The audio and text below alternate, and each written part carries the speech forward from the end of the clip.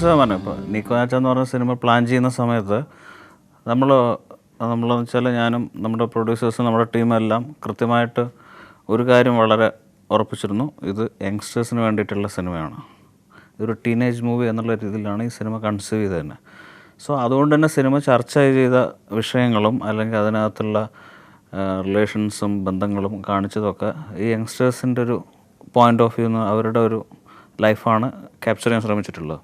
So അത് ആ cinema കണ്ടതും അല്ലെങ്കിൽ ആ സിനിമ കണ്ടിട്ട് കൂടുതൽ ഇഷ്ടപ്പെട്ടതും യങ്സ്റ്റേഴ്സ് തന്നെയാണ്. എസ്പെഷ്യലി ഒരു ടീനേജ് ഗ്രൂപ്പ് അവരാണ് ഏറ്റവും കൂടുതൽ സിനിമ കണ്ടതും ആ സിനിമയെ കണ്ട് ആസ്വദിച്ചത്, ശരിക്കും എൻജോയ് ചെയ്തത് ആ ഒരു ഗ്രൂപ്പ് തന്നെയാണ്. സോ ആ ഒരു അർത്ഥത്തിൽ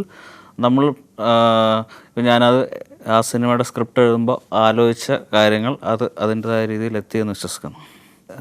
പറഞ്ഞതുപോലെ യങ്സ്റ്റേഴ്സിൻ്റെ നമ്മൾ കാണുന്ന ലൈഫ് ക്യാപ്ചർ ചെയ്യാനുള്ളൊരു ശ്രമമാണ്. ഇപ്പോൾ അവരുടെ ഇടയിലാണെങ്കിൽ ഇപ്പോൾ ഈ പറയുന്ന റിലേഷൻഷിപ്പും അല്ലെങ്കിൽ അവർ ബന്ധങ്ങളെ നോക്കി കാണുന്നതും ഒക്കെ വളരെ വ്യത്യസ്തമാണ്, അല്ലെങ്കിൽ കുറേ കൂടെ പ്രാക്ടിക്കലാണ് ഇന്നത്തെ ജനറേഷൻ. പഴയതുപോലെ താടി വളർത്തി ദേവദാസ്മാരൊന്നും ഇന്നില്ല. അപ്പോൾ എന്ന് പറഞ്ഞാൽ ഒരു ബ്രേക്കപ്പ് ഉണ്ടാകുമ്പോഴാണെങ്കിലും ഒരു പോയിന്റിൽ പെട്ടെന്ന് റിക്കവർ ചെയ്യുന്നു. വളരെ പ്രാക്ടിക്കലായിട്ട് ഒരു തരത്തിൽ പോസിറ്റീവാണ്, ഒരു തരത്തിൽ അതിൻ്റേതായിട്ടുള്ള റിലേഷൻസിൻ്റെ ഒക്കെ ഒരു ഡെപ്ത് കുറയുന്ന ഒരു അവസ്ഥയുണ്ട്.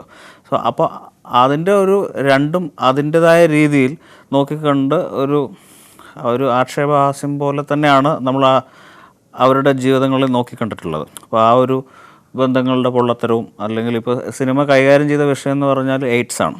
അപ്പോൾ എയ്ഡ്സ് എന്ന് പറഞ്ഞ ഒരു വിഷയം വളരെ ഹ്യൂമറസ് ആയിട്ട് അതിൻ്റെ ഒരു ടെറർ യങ്സ്റ്റേഴ്സിലേക്ക് അത് എത്രമാത്രം ടെററാണെന്ന് എത്തിക്കണമെന്നുണ്ടായിരുന്നു. അതാണ് അടുത്ത സിനിമ കൈകാര്യം ചെയ്യുന്നൊരു വിഷയം, പ്രധാനപ്പെട്ടൊരു ഏരിയ.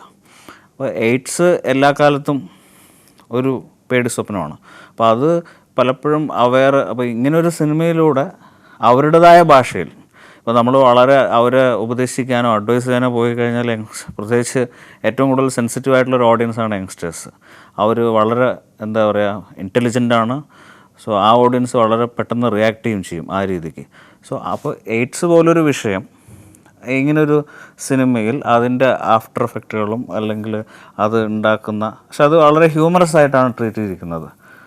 സോ അതൊക്കെയാണ് അപ്പോൾ അതിൻ്റെ നിക്കോ നാച്ചയുടെ വിഷയം അതാണ്. അപ്പോൾ നിക്കോ നാച്ചയെ സംബന്ധിച്ചുള്ള എനിക്കുള്ളൊരു സാറ്റിസ്ഫാക്ഷനും അങ്ങനെ ഒരു വിഷയം അതിപ്പോൾ 2 വർഷം മുമ്പ് മലയാള സിനിമയിൽ അത്തരം ഒരു പ്രമേയം അവതരിപ്പിക്കാൻ പറ്റുമോ എന്ന് എനിക്ക് സംശയമാണ്.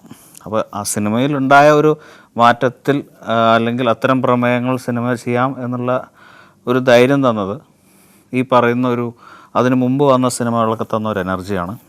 അപ്പോൾ അത്തരം സിനിമകൾ ചെയ്യാമെന്നുള്ളത് തന്നെയാണ് ഇങ്ങനെ നമ്മളെപ്പോലെയുള്ള സംവിധായകരെ സംബന്ധിച്ചിട്ടുള്ള ഈ ഒരു കാലഘട്ടത്തിൽ പോസിറ്റീവായിട്ടുള്ള കാര്യം. അത് ഇപ്പം ഞാൻ ആ സ്ക്രിപ്റ്റ് എഴുതി കഴിഞ്ഞിട്ട് അത് ഇപ്പോൾ നമ്മൾ പിന്നീട് ഫീഡ്ബാക്ക് എടുക്കുന്ന സമയത്ത് എൻ്റെ അടുത്ത് വളരെ കുറച്ച് പേരെങ്കിലും ആണെങ്കിലും ഇടയ്ക്കൊരു സംശയം ചോദിച്ചിരുന്നു. ഇങ്ങനെ അതായത് വളരെ ടെററായിട്ടുള്ള സിറ്റുവേഷനിൽ വളരെ കാഷ്വലായിട്ടാണ് അല്ലെങ്കിൽ അങ്ങനെ നമ്മൾ ഇൻറ്റൻഷൻ എത്രയേ ഉള്ളൂ, അതിൻ്റെ ടെറർ ഫീൽ ചെയ്യണം. പക്ഷെ ഭയങ്കര ഉപദേശിക്കുന്ന രീതിയിൽ ഒരിക്കലും ആവരുത്. അവരുടെ ഭാഷയിൽ അവർക്ക് മനസ്സിലാവുന്ന രീതിയിൽ അവർക്ക് റീച്ച് ആവണം വിഷയം. എന്നാൽ അത് ഒരു തമാശ രൂപേണ ആയിരിക്കണം അവതരണം, എന്നാലേ അത് എത്തുള്ളൂ. ഇപ്പോൾ ഈ കണ്ട യങ്സ്റ്റേഴ്സിനോട് നമ്മൾ കൊടുക്കുന്ന സന്ദേശവും വളരെ പോസിറ്റീവായിട്ടുള്ള ഒരു മെസ്സേജോടെയാണ് സിനിമ അവസാനിക്കുന്നത്. എന്ന് വെച്ചിട്ട് നമ്മൾ സിനിമയിൽ മെസ്സേജ് വേണമെന്ന് ഒരു നിർബന്ധവുമില്ല. അപ്പോൾ ആ ചലഞ്ച് ഇതായിരുന്നു, ഇങ്ങനെ ഹ്യൂമറസ് ആയിട്ട് അവതരിപ്പിക്കുക എന്നുള്ളൊരു ചലഞ്ച് ഉണ്ടായിരുന്നു. അതുകൊണ്ട് കൂടി ഈ നിക്കോ നാച്ചയെ സംബന്ധിച്ച് പുതിയ ആളുകളെ കാസ്റ്റ് ചെയ്തതിനുള്ളൊരു കാരണവും ഈ ബാക്കിയുള്ള എസ്റ്റാബ്ലിഷ്ഡ് ആക്ടേഴ്സിന് നമ്മൾ കാസ്റ്റ് ചെയ്യുമ്പോൾ ഉണ്ടാകുന്നൊരു അവരുടെ ആ താരങ്ങളുടെ ഒരു ഇമേജ് പക്ഷേ നമുക്കൊരു എങ്ങനെ വരും നമുക്ക് ഊഹിക്കാൻ പറ്റില്ല. സോ അതുകൊണ്ട് കൂടിയായിരുന്നു ഈ പുതുമുഖങ്ങളെ കാസ്റ്റ് ചെയ്ത് ഈ സിനിമ ചെയ്തത്.